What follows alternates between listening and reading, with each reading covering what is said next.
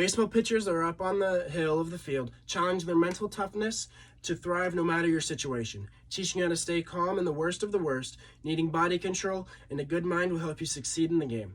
Now, let's talk about some of the terms you may not understand. First, we have layback. Layback, OnBaseUniversity.com said, and I quote, "One of the most important physical capabilities for a pitcher is the ability to achieve maximum shoulder external rotation, or layback, in the cocking phase of their delivery." End quote. This picture here is found at OnBaseUniversity.com. On the right over here, we have his arm in that perfect layback spot. His shoulder is rotated all the way back. And then over here on the left, on the right, and that was the left, we have the position of him not as far back as what would be optimal. Our second term that we would need to know is pronation. IvoryRoses.com said, and I quote, "Rotation of the forearm, turning the palm of the hand inwards toward the body," end quote. The picture here is found at InnerBody.com. On the left over here, we have the pronation of your arm finishing inside so that your two bones in here in your forearm would cross. And then here on the right, we have it normally. So if I were to lay my arm out like this, then that's how it would look. Now, getting into the mechanical part of the game. First, we have this picture here. This picture can be found at lookoutlanding.com. And what it is showing is your windup. Your windup is when you're all tucked up, ready to go, your legs in the air like he has it here, and then you're getting ready to explode your motion down the mound as you go to pitch. Second, we have cocking. This picture here can be found at ncaa.com, and it shows a perfect representation of his arm being at a 90-degree angle right when he's ready to go. His non-throwing end right here is tucked in like a chicken wing, ready to just pull down and get out. His legs are nice and wide open. He's stretched out as far as he can, getting that optimal rotation in his torso, and he's getting ready to fire.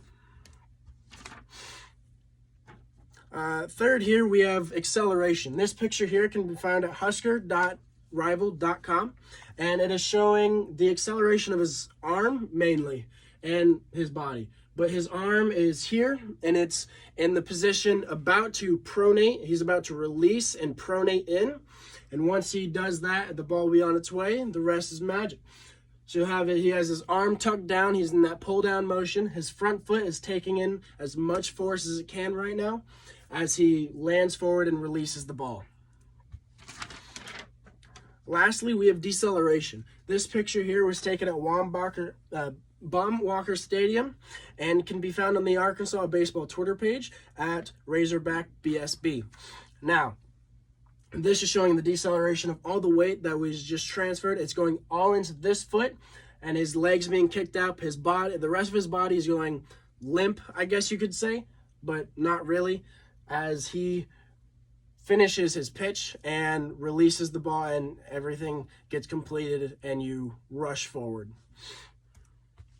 Now, let's talk about the mental aspect of the game. Stephen Ellis from thecompletepicture.com said, and I quote, "The mental game consists of not only knowing your surroundings, situations, and plays given, but staying inside of yourself and control what can be controlled. Don't let small talk like keep the ball down, this guy can hit, get inside your head. Controlling the mental game means ignoring this kind of talk and pitching without any of this negative outside influence." End quote.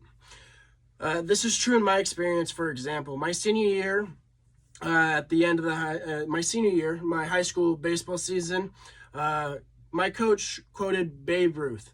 He said, Babe Ruth is one of the most famous hitters of all time. He said, and I quote, "Every strike gets me closer to the next home run," end quote. He later explained that this quote may be